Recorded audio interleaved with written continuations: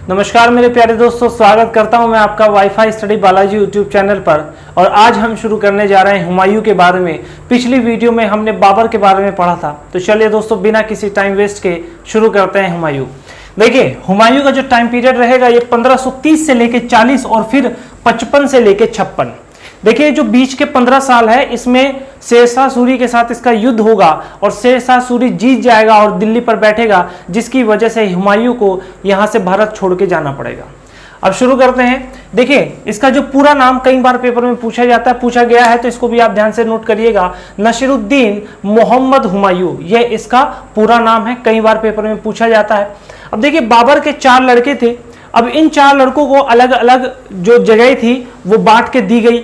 देखिए हुमायूं सक्सेस क्यों नहीं हो पाया, इसका यह भी एक बहुत बड़ा कारण था, क्योंकि कोई भी घर होगा उसमें अगर एक मुखिया होगा तो वो घर को सही से चलाएगा, अपने हिसाब से चलाएगा। लेकिन अगर एक ही घर में 4-5 आदमी अलग अलग मुखिया बना दोगे आप और सबकी इंपॉर्टेंस एक जैसी ही रहेगी और कोई अपने हिसाब से फैसले लेगा, कोई अपने हिसाब से फैसले लेगा, तो चीजें नहीं चल पाती है। जिसकी वजह से अब देखिए बाबर ने क्या किया कि हुमायूं को दिल्ली और आगरा का उत्तराधिकारी बनाया, जहां पर वो था उसका। देखिए बाबर ने बहुत ज्यादा विस्तार कर लिया था अपने साम्राज्य का, जिसकी वजह से दिल्ली और आगरा पे उसने हुमायूं को बैठाया। कामरान को उसने काबुल और कंधार कहां पर है, अफगानिस्तान में है, वहां की गद्दी पर बैठाया। और अस्करी को इसने संबल और हिंदाल को इसने अलवर, जो कि मेवाड़ में है। तो ये चारों जगह है। कई बार पूछा जाता है कि इसके भाइयों को नाम दे देगा पेपर में, पूछ लेगा कि इसको कहां की गद्दी पे बैठाया गया था, ये इसको कौन सा क्षेत्र दिया गया था। अब देखिए एक चीज और बता दूं, ये 4 तो इसके भाई थे, इसका एक चचेरा भाई भी था। और पहले तो एक चीज समझिए कि हुमायूं जब राजा बना था तो राजा बनने से पहले ये सूबेदार था कहां का, बदखशा का। तो ये बदखशा का जो है सूबेदार था, और इसी बदखशा का इसका चचेरा भाई जब ये सुल्तान बन जाता है, जब ये एक तरीके से राजा बन जाता है, राजा बनने के बाद इसका नाम है सुलेमान मिर्जा को ये जहां पर सूबेदार था वहां की गद्दी पर बैठा देता है। उसके बाद दोस्तों हुमायूं का जो जन्म है वो 1508 में काबुल में हुआ था। काबुल कहां पर है, अफगानिस्तान में है। उसके बाद महमूद लोधी। अब देखिए ये कुछ 3 नाम मैंने लिखे हैं, बहुत ज्यादा इंपॉर्टेंट है। इंपॉर्टेंट इसलिए है क्योंकि जब हुमायूं राजा बनेगा और राजा बनने के बाद उसकी लड़ाइयां होंगी, तो वो ज्यादातर इन्हीं सब राजाओं से वो लड़ाई करेगा, युद्ध करेगा। और मैं आपको बताता हूं कि ये कहां के राजा थे। मतलब जब वो आक्रमण करने जाएगा तो आपको समझ में आएगा कि वो कहां पर जा रहा है, किस क्षेत्र में जा रहा है, किस राजा से मिलने या लड़ने जा रहा है।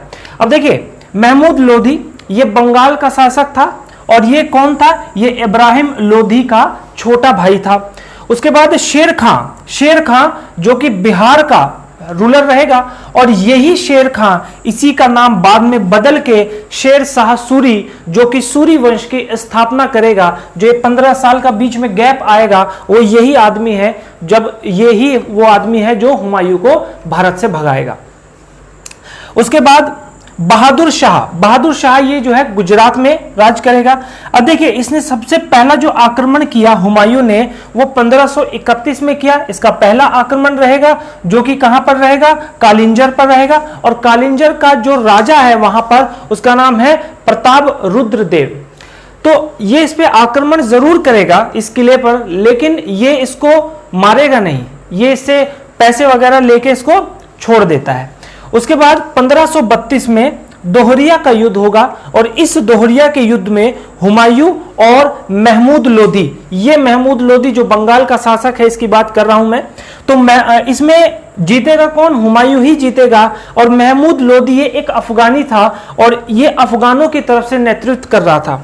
नेक्स्ट पॉइंट रहेगा 1532 का, और इस 1532 में चुनारगढ़ के किले पर यह आक्रमण करता है। और इस चुनारगढ़ के किले में कौन रह रहा है, इसमें रह रहा है शेर खां जो कि बिहार पे राज कर रहा था। और मेरे प्यारे दोस्तों यहां पे सबसे बड़ी गलती कर देता है। गलती क्या कर देता है, ये गलती ये कर देता है कि ये शेर खां के साथ संधि कर लेता है और इससे 10 लाख रुपए, और शेर खां अपने पुत्र को इसकी सेवा में भेज देता है। कहता है कि मैं आपको 10 लाख रुपए देता हूं और अपने पुत्र को भी आपको सौंपता हूं और ये आपकी हमेशा सेवा करेगा। और यही इसकी सबसे बड़ी गलती थी हुमायूं की, क्योंकि यही शेर खां, जिसका नाम बदल के बाद में क्या पड़ेगा, शेर शाह सूरी पड़ेगा, और यही सूरी वंश की स्थापना करेगा और हुमायूं को भारत से भगाएगा। अब बात करेंगे दोस्तों 1533 की। 1533 में हुमायूं ने बहादुर शाह को पराजित किया। उसके बाद 1538 में ये दोबारा चुनारगढ़ के किले पर आक्रमण करता है। और सबसे इंपॉर्टेंट, ये कम पूछे जाते हैं, जो सबसे महत्वपूर्ण और सबसे इंपॉर्टेंट पॉइंट है वो है 1539। इस बात को, इस पॉइंट को रट लीजिएगा। 1539 चौसा का युद्ध हुमायूं और शेर खां के बीच में होता है और इसी में ये इतना भयंकर युद्ध चलता है और शेर शाह जो कि हुमायूं को पराजित करता है। और आलम यह रहता है कि हुमायूं को अपने घोड़े सहित नदी में कूदकर अपनी जान बचानी पड़ती है, जिसकी वजह से अब यहां पे शेर खां जीत गया। हुमायूं क्या है कि नदी में कूदा और बह गया, भैया निकल गया वो। अब निकलने के बाद क्या हुआ कि एक निजाम नाम का आदमी था जो कि एक नाव वगैरह चलाता था, वही जो है हुमायूं की जान बचाता है। और हुमायूं उस टाइम उसको एक वादा भी करते हैं कि मैं तुम्हें एक दिन का राजा जरूर बनाऊंगा, अगर मेरे हाथ में सत्ता रही तो मैं तुम्हें राजा जरूर बनाऊंगा। अब देखिए, निजाम ने उसकी जान बचाई, निजाम ने उसकी जान बचाई और इस युद्ध के बाद शेर खां ने एक उपाधि धारण की। अब शेर खान नहीं रह गया, अब उसका नाम बदल के क्या हो गया, शेर शाह हो गया है। अब देखिए, एक दिन का राजा बनाया गया किसको, निजाम को। अब हुमायूं जब दिल्ली पहुंचता है तो वो निजाम को एक दिन का राजा बनाता है और इसके सम्मान में वो चमड़े के सिक्के भी चलवाता है। नेक्स्ट बात करेंगे किसकी, 1540 की। ये भी बहुत इंपॉर्टेंट पॉइंट है। इंपॉर्टेंट इसलिए है क्योंकि ये है बिलग्राम या फिर कन्नौज का युद्ध।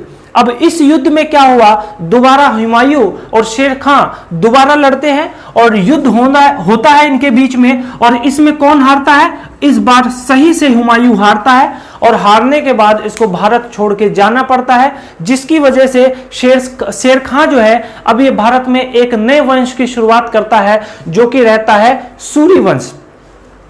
अब देखिए, ये 1541 में, अब देखिए पढ़ेंगे हम सूर्यवंश के बारे में भी, क्योंकि 1540 से लेकर 1555 तक इसको पढ़ेंगे, अभी थोड़ा बाद में देखेंगे, पहले हुमायूं को कंप्लीट कर लेते हैं। अब उसके बाद 1541 में हुमायूं का विवाह होता है किनके साथ, हमीदा बानो बेगम के साथ। और ये हमीदा बानो बेगम को बाद में कुछ दिनों बाद लेके जाता है राजस्थान, और राजस्थान में जाता है ये कहां पर, अमरकोट। और अमरकोट का उस टाइम का जो राजा था उसका नाम था विरसाल।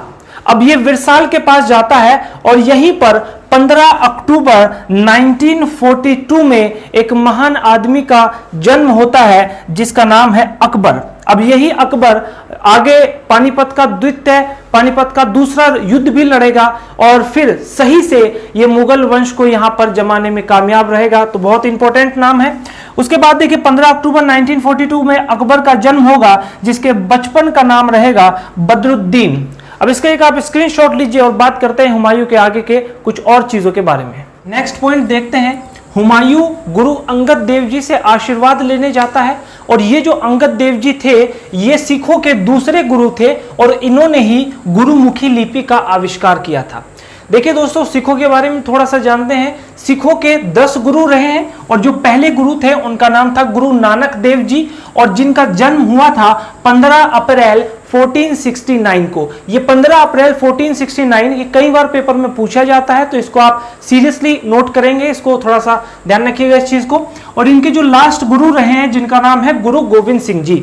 ठीक है जी। अब देखिए अगला पॉइंट रहेगा 1545 में अपने भाई कामरान की हत्या करता है और काबुल और कंधार पर यह अपना अधिकार जमा लेता है। काबुल और कंधार कहां पर है, अफगानिस्तान में है। उसके बाद काबुल में ये बहरम खां इसका सेनापति होता है, वहां पे ये बहरम खां को अपना सेनापति नियुक्त करता है। और 1540 अब देखिए अभी भारत की तरफ रुख कर रहा है। अब 1554 में पेशवार और 1555 में ये लाहौर पर अधिकार जमाता है। उसके बाद 1555 में मच्छीवाड़ा का युद्ध जो कि हुमायूं और नसीब खान के बीच में होता है। और ये जो नसीब खान होते हैं ये अफगानों की तरफ से नेतृत्व कर रहे हैं, ये एक अफगानी होते हैं जो ये हार जाता है। उसके बाद देखिए सबसे इंपॉर्टेंट बात रहेगी अब 1555 की, क्योंकि अब वापस आने जा रहा है हुमायूं भारत में और सरहिंद का युद्ध लड़ेगा, जो कि रहेगा हुमायूं और सिकंदर सूरी के बीच में। सिकंदर सूरी शेरशाह सूरी का वंशज होता है, हम इसके बारे में पढ़ेंगे सूरी वंश के बारे में अगली वीडियो में। और अब ये देखिए यहां पे ये युद्ध लड़ता है सरहिंद का युद्ध। अब इस युद्ध में हुमायूं जीत जाता है और फिर पुनः जो है भारत में मुगल साम्राज्य की स्थापना करता है। उसके बाद 1556 में इसकी मृत्यु हो जाती है, पुस्तकालय की सीढ़ियों से गिरकर इसकी मृत्यु हो जाती है। और इसका जो मकबरा है वो है दिल्ली में, और दिल्ली में इसका मकबरा किसने बनवाया है, तो इसकी जो फर्स्ट वाइफ थी जिनका नाम था हाजी बेगम, हाजी बेगम ने इनका मकबरा बनवाया था। और ये अफीम का बहुत ज्यादा आदी भी था। अब देखिए सबसे इंपॉर्टेंट, कई बार पेपर में पूछा जाता है, इसको इंपॉर्टेंट लगाएंगे, इसकी जीवनी जो कि हुमायूं नामा किसने लिखी है, गुलबदन बेगम ने लिखी है। गुलबदन बेगम कौन थी, ये इसकी बहन थी। तो ये था हुमायूं के बारे में एक कंप्लीट लेक्चर, और मिलते हैं अगली वीडियो में सूरी वंश के साथ। और अगर आपको ये वीडियो अच्छी लगी हो तो आप इसको शेयर कीजिए। आज के लिए इतना ही, बहुत बहुत धन्यवाद।